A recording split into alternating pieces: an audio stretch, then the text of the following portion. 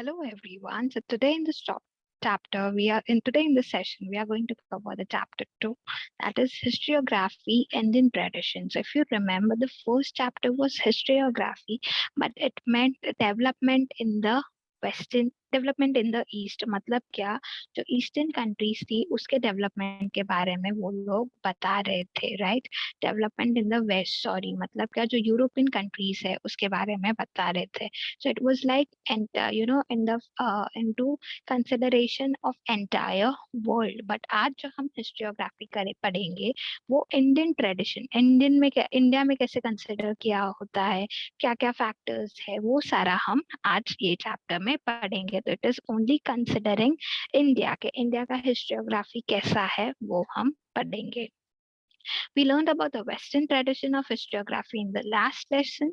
In this lesson, we will know about the tradition of Indian historiography. So as I mentioned कि हम लोग ने last lesson में Western tradition देखा historiography का. But in this session, we will see the tradition of Indian historiography. Fine. Now, this entire chapter is divided into three parts, बच्चा लोग.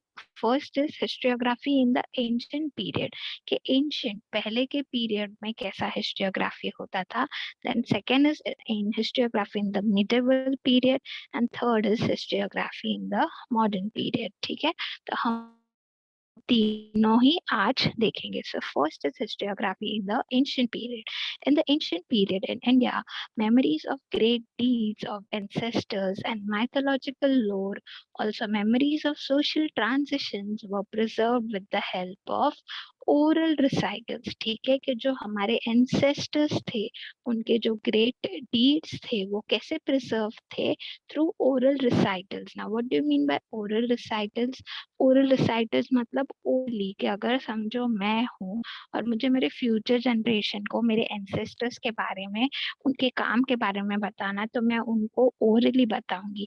Now that orally can be in the form of poems, it can be in the form of story telling. Okay, तो ऐसे वे में लोगों को अपने ancestors के बारे में पहले के टाइम पे लोग बताते थे.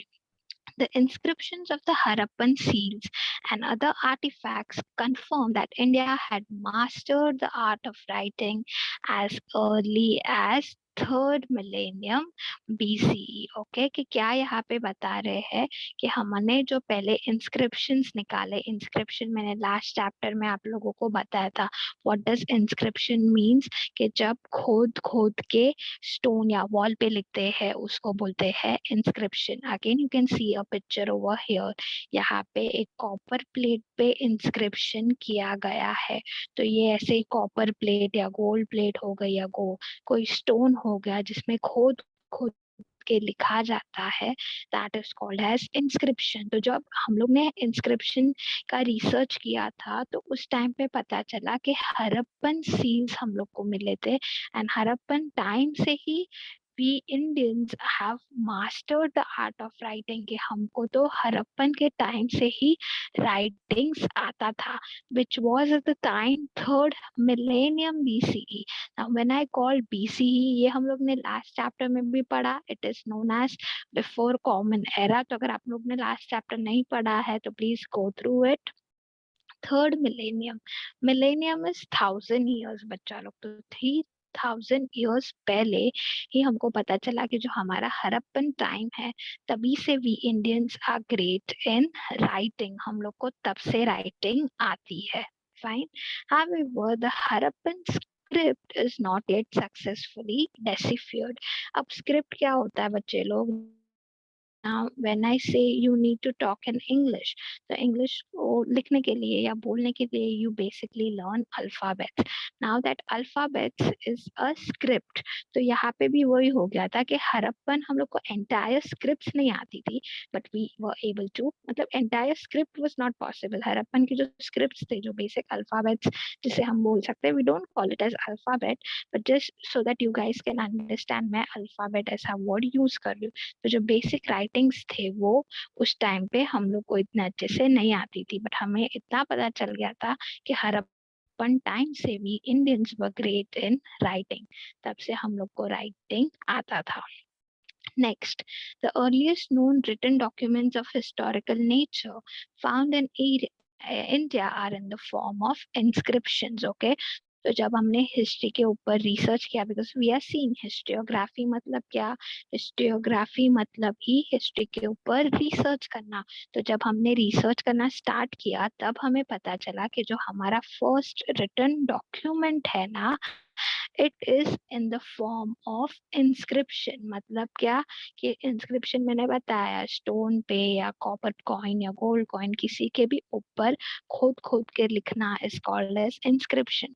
तो हम लोग ने फर्स्ट राइटिंग कहाँ पे किया था, हमारा written document is in the form of inscription. हमने कोई बुक में या कोई वेदा में इसमें कहीं पे भी लिखा नहीं था, हम लोग ने इंस्क्राइब मतलब क्या स्टोन्स पे पहली बारी लिखा था। तो ये हम लोग को कैसे पता चला, through research. They are dated to the 3rd century BCE. Now यहाँ पे century means 100 years, ठीक है, and ऊपर millennium means 1000 years, तो confuse मत होना। 300 years before common era हमको ये बात पता चली। और वो टाइम कभी का था, it was the time of Ashoka Maurya period. Okay, Ashoka Maurya के period का टाइम था।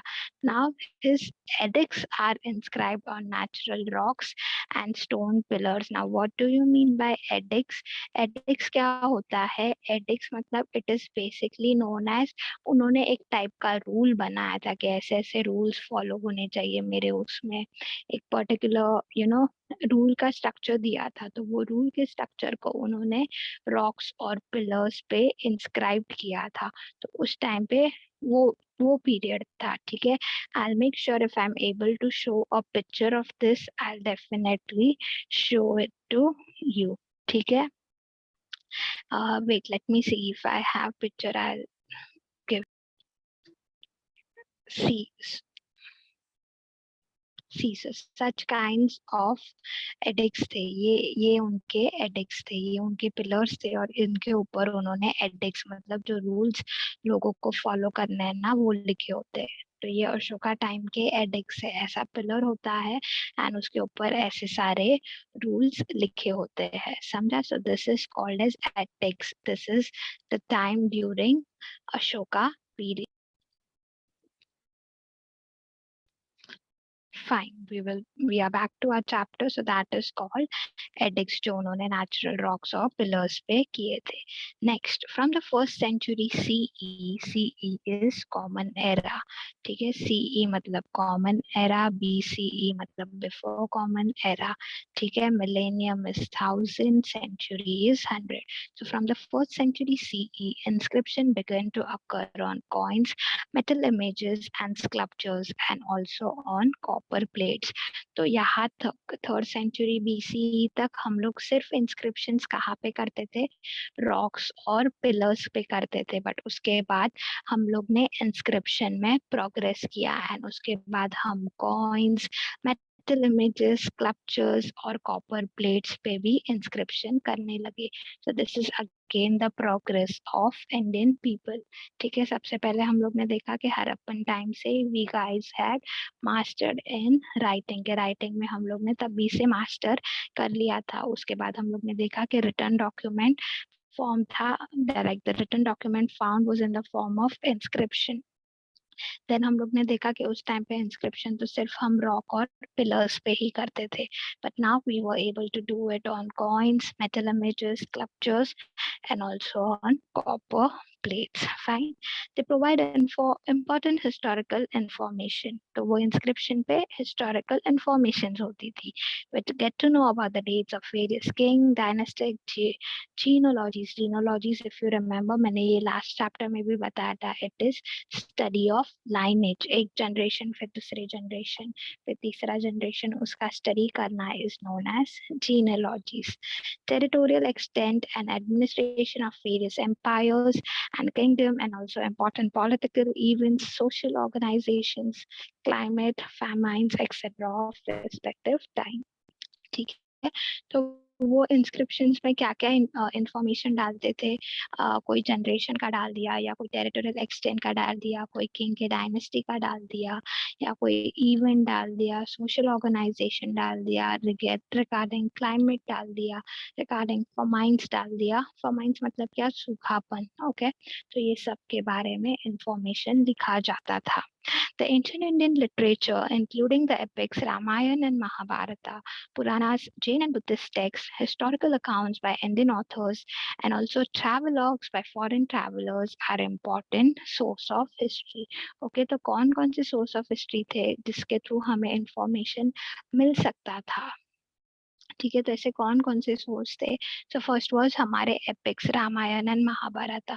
तो ये तो हुआ है, तो again this is one of an important source.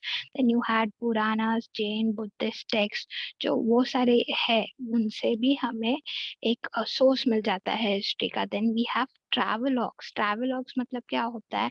Now अगर आप you see on Instagram there are many people who travel towards the world and फिर they write blog about it। तो उस टाइम पे भी there were many people who were interested in traveling। तो जो बाहर से ट्रैवल करके आते थे, they used to write travelogues, कि जिनको घूमने फिरने का शौक था तो वो अपने जिस कंट्री में गए उसके बारे में ट्रैवलॉग्स लिखते थे, वो कंट्री के बारे में लिखते थे। तो जो उन्होंने लिखा था, that again is an important source of history. Fine. Next, writing of biographies of king and dynasty histories mark an important step in Indian historiography। ठीक है, तो अब तक हम लोग ने देखा हम लोग किसके किसके बारे में लिखते थे। कोई किंग हो गया उसके बारे में, या उसकी टेरिटोरियल एक्सटेंट हो गई, उसके किंगडम के बारे में, सोशल ऑर्गेनाइजेशन के बारे में, इवेंट्स के बारे में। बट अब हम इंस्क्रिप्शन में नहीं, सॉरी, अब हम राइटिंग में और आगे प्रोग्रेस करने लगे। And now we have started writing biographies. Biographies क्या होती है? बच्चा लोग don't get confuse between biographies and autobiography. ठीक है, बायोग्राफी मतलब क्या होती है? जो कोई दूसरों के लिए लिखता है, that is called as biography. So writing of biography of kings and dynastic history mark an important step in Indian historiography। कि अब हम लोगों की लाइक किंग और उनके डायनेस्टी, उनके टेरिटरी के बारे में बायोग्राफीज लिखना भी पड़ गए। तो that is how we are progressing. पहले हम लोग ने देखा कि हम राइटिंग में स्किल्ड थे, फिर हम लोग ने देखा कि हम इंस्क्रिप्शन में स्किल्ड हुए। इंस्क्रिप्शन में फिर again we were able to write on coins, metal sculptures. फिर हम थोड़े ही पॉइंट्स के बारे में लिखते थे, जैसे जीनोलॉजीज हो गया, इवेंट्स हो गया, सोशल ऑर्गेनाइजेशन हो गया। अब हम बायोग्राफी भी लिखने लगे।